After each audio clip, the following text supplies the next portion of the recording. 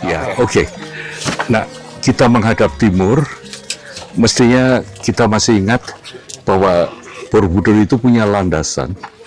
Seperti hidup itu juga diperkirakan untuk landasan, makanya mulai dari level ini yang disebut landasan utama, di mana sekarang tidak lagi hanya menjaga perkataan, tidak lagi hanya menjaga tindakan, tapi ini yang ditekankan pamrih, motivasi, dan sebagainya.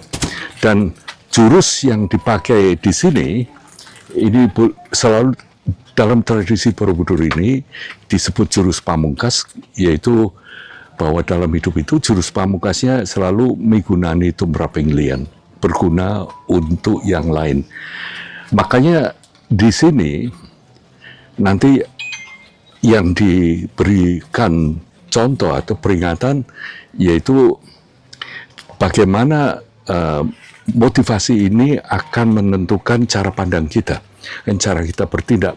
Makanya intinya di sini ini ada tiga series ya, yang nanti yang di Balustrade ini cerita-cerita Jataka, yang di bawah ini a series of Awadana, yang atas ini dari sini sampai itu yang terakhir nanti kita akan berkunjung ke sini, ini adalah cerita Sutra Lalita Wistara. Pertamanya, adegan pertama ini luar biasa dalam arti kata kita melihat Indonesian Orchestra untuk for the first time. Nah, tentunya orkestra yang kita ketahui sekarang di dunia ini paling tidak 800-900 tahun kemudian. Jadi kita sudah ada orkestra. Artinya orkestra ini banyak bermacam-macam instrumen yang semua itu. Adegan ini ada di adegan di Tusita, di mana Bodhisattva Swetaketu menunggu waktu yang tepat untuk nanti turun ke bawah. Kita akan berkeliling di sini sambil melihat. Jadi di bawahnya ini ada mungkin 1, 2, 3, 4, 5 cerita Awadana. Di atasnya ini Lalita Wistara ini urut.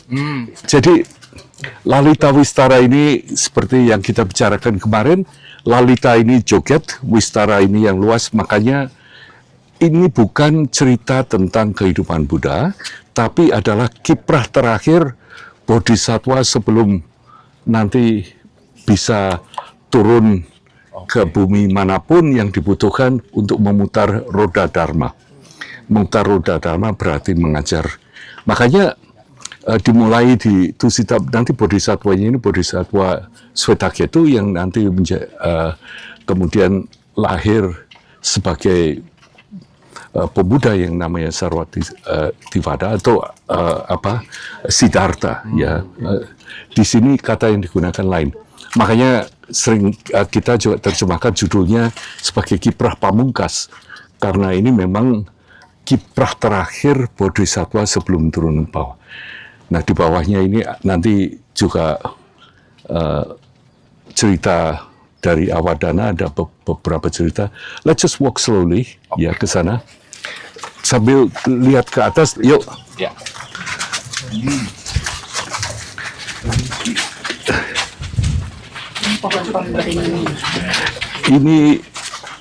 Ini cerita kalian mungkin sudah pernah dengar cerita Manohara. Ya, dengan tapi saya kira kita harus pilih nih. Kalau dua juga, tapi juga bisa sebetulnya ceritanya kan ada dua negara. Negara ini yang di satu itu lebih makmur daripada yang lain. Sekarang raja dari yang tidak makmur ini merasa iri hati, dan dikatakan sebabnya karena yang makmur ini ada naga yang memberkati. Naga pada waktu itu dipercaya sebagai pemegang kunci untuk hujan. Jadi karena hujannya banyak memakmur. Nah, beliau yang bawa itu untuk mencari bagaimana caranya untuk mengatasi ini. Jalan keluar yang akan ditempuh membunuh naganya. Makanya dikirim naga ini selalu disimbolkan begini. Di atas kepalanya ada naga di sini. Dan ini dikatakan beliau terus mengirim seorang pemburu untuk membunuh naganya. Ya.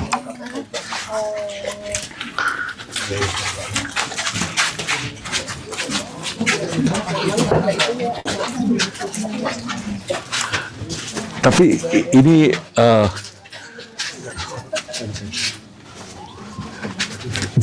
jadi pada waktu itu setelah ditentukan, maaf ya, di panel sebelumnya di Lalita Vistara, mungkin kita concentrate on Lalita Vistara is nicer.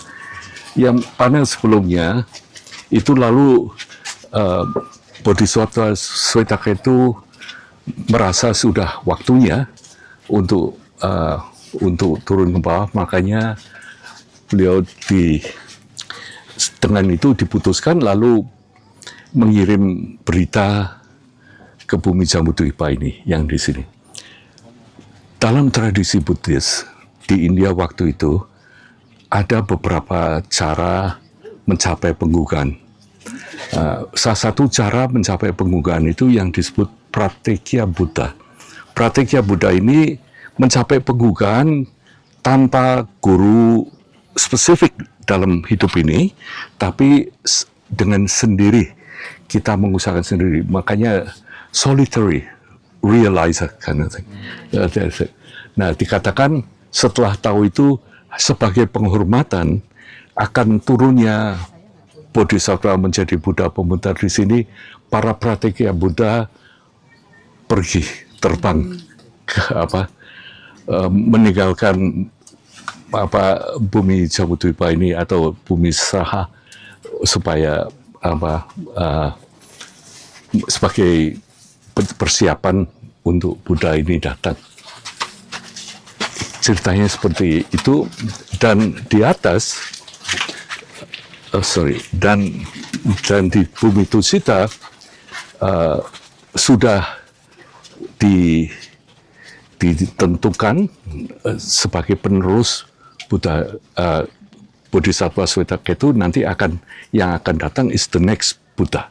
Nah, please remember ya, next Buddha ini ya bukan hampir seperti avatar, tapi intinya pemutar roda dharma itu artinya Buddha yang nanti karena hubungan karma dengan orang-orang yang ada di alam itu akan turun dan mengajar. Ya, nah, untuk itu penerusnya itu yang namanya Maitreya. Makanya dalam panel ini disebutkan sertifikat setelah terima jabatan. Iya, ini serah terima jabatan. Ini sertijab. Iya, ini Maitreya duduk, Budanya bilang, "Yeah, you are, you're next." Usia berapa itu? Kenapa? Usia berapa? Kalau saya kira kok lebih ya, dari 27 ke tahun kali. Saya nggak ngerti. Tanyanya serius, jawabnya seenaknya. Maaf, sorry. Ini adalah a series of negotiation atau beliau memberitahu jadi juga dicari wadah yang tepat, cara yang tepat. Makanya dan ditentukan pada waktu itu ada di bawah keluarga yang tepat mencari itu. This is the whole story. Ya, setelah ditentukan bahwa beliau ini akan turun di Mayapada ini, lalu beliau ini akan turun ceritanya ya, para dewa juga memohon beliau untuk turun. Makanya turunnya ke bawah pun pada waktu itu belum ada batik atau Citylink. Beliau diceritakan nanti akan turun seperti in a capsule. Turun all the way down. Nah, dikatakan lalu beliau itu masuk dari sebelah kiri sang ibu. Ini ibunya, makanya masuknya sebagai seorang gajah. Di sini ada seekor gajah dan pada saat itu tumbuh bunga yang begitu tinggi yang hanya tumbuh jika ada sesuatu yang luar biasa terjadi di bumi ini. Anyway, so many symbolism di sini. Saya mungkin agak buru-buru, mungkin kita lebih mau bicara di Maitreya, it's more useful, ya. Intinya masih seperti ini loh, bahwa tidak tercemari, physically juga not affected dengan seperti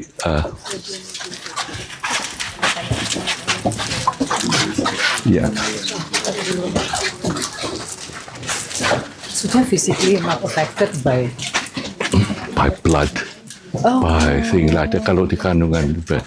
Bahkan nanti pada waktu beliau lahirnya untuk, saya kira a cesarean section. Karena and then it affect the mother. Then the mother passed away. Karena waktu itu mungkin they haven't perfected the thing and all that. Mungkin the first C-section. in India. No, obviously, dan ini so many Jataka story also on the other side, yang bawah dan yang atas. Tapi saya pikir let's just move more quicker. Tadi setelah lahir, ini ceritakan pada waktu beliau masih kecil, pemuda, and then the whole story, how he learned arithmetic and all that. Pada waktu, at childhood. Pada waktu beliau sudah come of age, dan he's got to get the teacher, salah satu teachingnya itu tentang mathematics. Right? Nah, pada waktu mathematics, gurunya sampai bingung, karena beliau itu bisa mengutip so many things. This is also very interesting in a sense, bahwa beliau sebagai tradisi, when you come of age, itu diarak di kota gitu. Makanya kemarin saya bilang ya, very unlikely that he doesn't see orang sakit atau orang tua mati, karena juga tetap kita we just walk sambil ini sebetulnya kita sudah mulai produksi. Nah, as you can see, we walk towards thing with our right hand side there. Nggak usah mantra kan? Kok sama ya? Yeah. Anyway. Pak Salim, ini berurutan ya Pak? Ini berurutan, totally berurutan. Nanti sampai where we stand. I will tell the last panel 120 is the most important juga. Jadi pertamanya kita lihat di Tusita, right, dengan full orchestra. Sebelum dia pergi, the last one is when he turned the wheel of Dharma, the last thing. So ini a full set of story. Ini sutranya, ini betul-betul sutranya yang di jadi ini Lalita Vistara as a sutra being carved as a sutra, bukan as an illustration. Jadi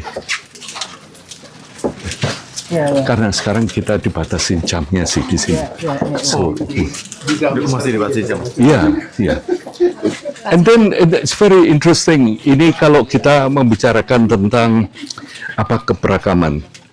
Of course, over that time di sana ada beberapa, let's call it, agama lokal tentunya. Dan beliau dididik dengan di Veda tradition, dan beliau juga dididik dengan pengetahuan to respect the local thing. Tadi kita lihat ya, beliau diarak di kota, salah satu ritual itu seperti kalau mungkin seperti dipermandikan, dibaptis, yaitu diajak ke temple, doing that temple. Sebetulnya pada saat itu pemuda Siddhartha ini juga mempertanyakan untuk tujuan apa sebetulnya saya ke sana. Bukan kesombongan, tapi sebetulnya untuk tell them just this is not the only way to live, to think that way. It's almost like enlightenment thing. Tapi akhirnya dibawa ke temple. And di temple tentunya ada Shiva, ada dewa-dewa yang dikatakan begitu beliau masuk ke temple, arca-arca itu come alive. And they go down and they prostrate. Ini adalah arca-arca. This temple signify dengan lambang cross di atas. Arca-arcanya turun. Semuanya ini dewa-dewanya. Arca-arca yang di sana pay respect, pay homage to that. Apakah itu berarti Buddha lebih tinggi posisinya dari dewa dalam Hindu? No. Ini ada sesuatu yang menarik, Murad. Berarti pada mereka para dewa itu senang sekali datangnya Buddha, sehingga manusia itu memiliki kesempatan untuk mengembangkan spiritualnya. Jadi intinya dewa ini berterima kasih ke Buddha karena tugas Buddha dalam hal ini adalah mengajar. Ya, dewa-dewa ini tugas mengajar itu tidak dipentingkan, yang dipentingkan devotion, bakti. Ya, all that. Makanya mereka itu sangat berterima kasih. Itu kalau di teks ya, dewa-dewanya itu berterima kasih karena betapa beruntungnya pada waktu itu di bumi Swaha ada seorang pengajar yang datang yang akan mengajarkan tentang kebajikan, tentang Bhagavad. Jadi disambut bukan lebih tinggi atau lebih rendah, Murad. Tapi Buddha dewa-dewanya itu juga tahu bahwa mereka itu hanya disembah dan di ritual, ya kan, para dewa di temple tugasnya. Sebab kalau semuanya pada sewaktu-waktu bisa terus bergerak, itu malah nakut-nakutin orang kali ya. Ini persoalannya nih. Ini persoalannya karena betapapun anunya ya, air itu tetap merembes. Dan dengan air ini ada 3 hal terjadi. Yang satu ada chemical reaction with the stone, right? Stone lebih rapuh. Dengan menjadi lebih rapuh, tentunya ada yang effervescent ini terbentuk. Dan juga organism grow, lumut ini. Bahkan kalau makanya ini dirawat terus-menerus, luar biasa rawatannya. So this is actually the problem. Karena dan di bawah ini yang kita pinjak, di bawah ini semua concrete slab sekarang, beton. Lalu baru ini dipasang lagi. Makanya kalau airnya masuk di sini, nanti bisa ada salurannya semua sekarang. Jadi sudah tidak lagi seperti dulu yang membuat ya.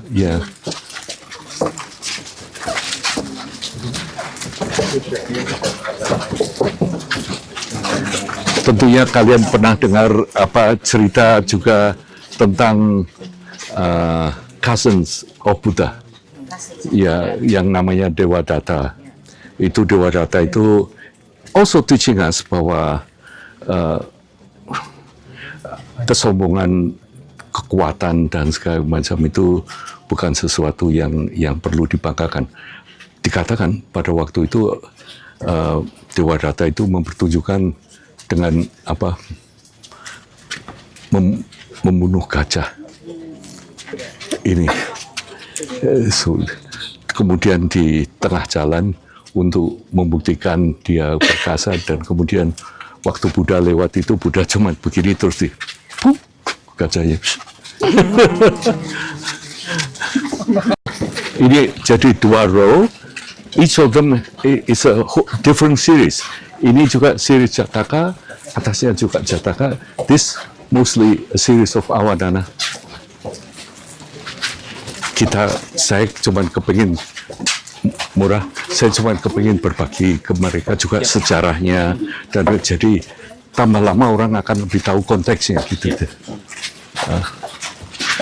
Dan ini one of the famous scene di mana akhirnya Buddha meninggalkan istananya dengan mengendarai kuda. Ini kudanya, kuda Kantaka, beliau misalnya. And this is what you see last night with the drone. Buddha memotong rambut. You know, Dalam rangka dia mau istilahnya itu meninggalkan kehidupan kekeluargaan. So tapi terjemahnya sebetulnya going forward. Jadi mereka akhirnya dia yang saya cerita ini almost like us, ada kegundahan, ada begini, lalu beliau memutuskan untuk just keep asking gitu until one day he'll find out something. I don't believe that he think he can be Buddha, meskipun dikatakan pada waktu beliau lahir menurut ramalan beliau itu diramalkan kalau itu tidak jadi Raja Cakrawati, beliau akan turun dan memutar roda dharma untuk kita-kita ini semua. Nah, this is the point where akhirnya beliau sebagai tanda untuk meninggalkan hidup berkeluarga, salah satunya rambutnya dipotong. Very famous scene, makanya kemarin di drone karena ada orang yang di sana. Oh, I was going to show you. Sebetulnya yang kemarin muncul di drone juga pada waktu Buddha lahir, Buddha berdiri gini kan. Please remember, it's not a road sign, you know.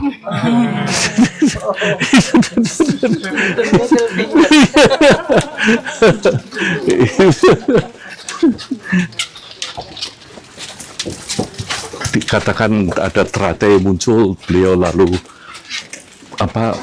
proclaim bahwa beliau ini nanti akan datang di sini. Lalu beliau ini belajar dari beberapa guru yang saya katakan, misalnya tidak ke gunung atau tidak ke hutan, beliau itu malah ke ibu kota Magadha waktu itu.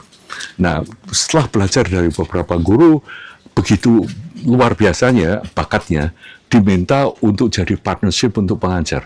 Tapi beliau mengerti bahwa meskipun itu sangat nyaman, meninggalkan badan begitu, tapi tetap ada benih-benih kejengkelan, benih-benih kemarahan. So it's not that what we want gitu. Artinya masih tetap di samsara. Dia belajar, dan pada waktu akhirnya dia belajar di suatu perguruan, beliau menemukan 5 teman untuk ini. Dan nanti beliau akan terus-menerus bersama temannya ini Badinya. Iya, the gang. Tapi mungkin mereka ingin saingan dengan Abu ya. Ini puasanya luar biasa. Sehari makannya cuma berapa butir. Wijen lagi. Kang Abu, wijen lagi. Hah? Oh, okay, that's good. Better. Nah, Kamu jadi nggak usah lari-larian. good. Ya. Pak Salim Nyun Sewu, saya pernah dengar Raja Bimbisara itu memberikan kebun mangga kepada Pangeran Siddhartha meniko. Benar atau tidak menurut Pak Agus Aris Munandar kalau mangga itu untuk menurunkan hasrat itu? Jadi maaf ya Pak. pohon mangga ini nanti signifikan dari pohon mangga itu setelah Buddha jadi Buddha. Ini muncul beberapa kali sebagai background, dan yang dikatakan nanti pohon mangga yang dimiliki oleh seorang putri gitu. Dan makanya mungkin kok relevansinya di sana. Yang jelas Raja Bimbisara itu pada waktu itu ya Buddha masih belum jadi Buddha ya, meminta kalau bisa di istananya gitu, atau Buddha bilang no, saya punya mission untuk Buddha. Tapi luar biasa sekali poinnya di sana, bahwa orang yang punya keinginan untuk membuat diri kita menjadi lebih baik itu punya aura. Bibisara kan nggak kenal dia siapa, dari jauh dia tahu, orang-orang tahu ini ada orang yang misalnya bersinar. Kalau di sini misalnya ada orang banyak gini, mesti orang tahu kalau ada Pak Murah karena di tengahnya ada sinarnya gitu kan. Ini makanya the gang of five always appear. Always appear. Ya. Saya senangnya luar biasa lihat ini, bahwa kalian itu semuanya mempunyai geng semua. I like that. I like that. Nih, ini kan ini di gua, the gang of five again. Ya. Sekarang itu reliefnya dikasih bunga, itu apa sih, simbolis apa? Ini kadang-kadang yang luar biasa tentang Borobudur. Ini begini, ini simbol, artinya gunung, pegunungan, terus pohon-pohon dan bunga. Jadi rupa-rupanya nenek moyang kita ini memutuskan gitu loh. Yes, sutranya dari India. Yes, ini sesuatu tradisi yang lain. But what's wrong setting it up here? Di sini, makanya ini pohon-pohonnya pohon lokal semua. Ada pohon jambu, ada pohon nangka, ada pohon. Nah, bunga-bunga itu kadang-kadang juga sebagai hiasan, tapi mungkin kok sebagai offering gitu loh. Kan yang saya cerita ini loh, Kai, bahwa salah satu penampilan Buddha ini sebagai seniman itu sendiri itu sebagai suatu offering. Jadi saya kira kok seniman di sini, Pak, kita bisa bayangkan ya. Kira-kira di pikiran mereka pada waktu mereka mahat ini seperti apa? Mereka pikir ini nanti 3 juta atau 3,5 juta gitu kan? Saya kira kok nggak seperti itu. Ya. Tapi ini nggak dikasih skripnya kan, Om? Detail. Mereka hafal. Mereka hafal. Jadi Sutra. mahatnya itu. I don't think so. Sebab yang bisa membayangkan kan pemahat. Iya. Kamu bisa plan. Mungkin yang jelas itu decided already. Top decided. Lalita Vistara. Karena have a significant. Later on we'll see it. Kalau towards the end. Karena butuh satu sutra yang betul-betul bisa to lock in and to make it coherent. This is the sutra. Yaitu the last part of the activity of Buddhism. Artinya, kita ini menurut mereka, kalau kita keep practicing di sini, bukannya an organization, but you are bodhisattva. You know? Karena kamu selalu tiap hari hanya ingin jadi lebih baik. Nah, biasanya kalau lebih baik, ini alasannya macam-macam. Supaya more income, more thing. Tapi kalau kita lebih baik, supaya kita bisa lebih berguna untuk orang lain. Ini perlu ditekankan juga ke anak-anak juga. Kamu sekolah itu bukan untuk income besar, cuma supaya kamu bisa lebih berguna. Seperti yang Abu katakan, the last E comes by itself. Dengan kamu begitu semakin berguna in whatever you do. Kembali lagi ke tadi Om, proses udah dicukur. Ya. Itu juga masuk ke dalam falsafah Jawa atau prosesi Jawa. Misalnya anak setelah lahir cukuran. Betul, ada semacam itu. Rupa-rupanya tidak cuma di Jawa, di Tiongkok juga begitu kan. Mengembalikan apa yang kamu bawa ke dunia ini ke alam. Sebetulnya di Jawa seperti itu kan. Iya. Kita juga di Indonesia umur 40 hari atau apa kamu dicukur, dimasukkan masuk ke kendi atau apa kelapa muda, dimasukkan, you return it to the earth. Ya, to return it to the This is earth. a gesture of respecting nature. Ini loh. Creator. Tadi saya sambil jalan di sini itu agak kecewa ya. Seperti yang diomongkan, apa yang dia ajarkan oleh Abu kemarin. Sebetulnya kalau kita menjalankan upacara agama seperti itu, they don't care about the environment. They just drop the bottles, tidak apa. Harusnya tidak seperti itu. Dan kita lihat altar yang baik segitu, porak-peranda, bunga di mana-mana. Seperti yang Abu katakan, ini mereka hafal kali ya, tapi tidak menjiwai gitu. Kalau kita menjiwai, you have to care.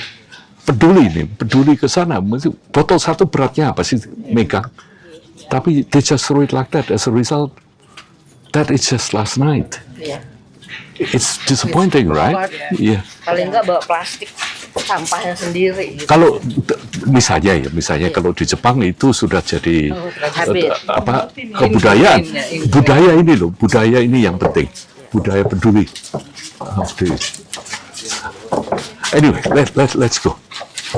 Ini loh kapal-kapalnya luar biasa kan ya. Ini kapal perang.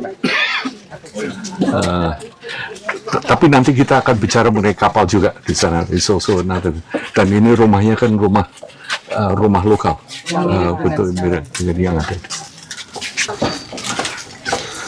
Kemarin kan kamu udah menjelaskan soal sejarah tentang Candi Borobudur. Mastermind atau yang sebetul orang ya nih Om, dari Wangsa Syailendra yang membangun ini itu sebetulnya siapa Om? Saya kira kok idenya itu malah mungkin dari Panangkaran, anak Sanjaya. Karena pada waktu Sanjaya meninggal, melihat menderita, Sanjaya berpesan ke anaknya untuk menemukan suatu tradisi yang gentle dan more caring. Enggak, sebab dia merasa mungkin karena dia terlalu keras atau apa, meninggalnya menderita semacam itu kan. Nah mungkin dia berpikir, kalau kita hitung kembali, kejadiannya mungkin di Panangkaran, yang pasti di Dananjaya, anaknya. Anaknya, they decided, okay, let's do this. Makanya waktu ditanya, Abu nanyakan ya, kalau multi-generation project begitu itu, apanya? What is it that drives them? Saya kira kok purely motivation. You know, how they motivate.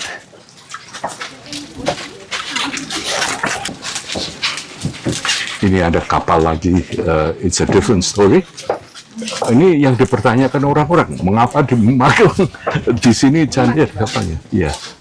Bentuknya kok ada kemiripan dengan Finisi ya, Pak? Nah, yes, similar. Namanya Jung. Jung. Iya, ada candi. Nah, Pak Murah. Ini kita nanti berhenti ke yang matrakanya kaya. Di 111. Ini di sini kan 116. Sorry. Oke, maaf ya.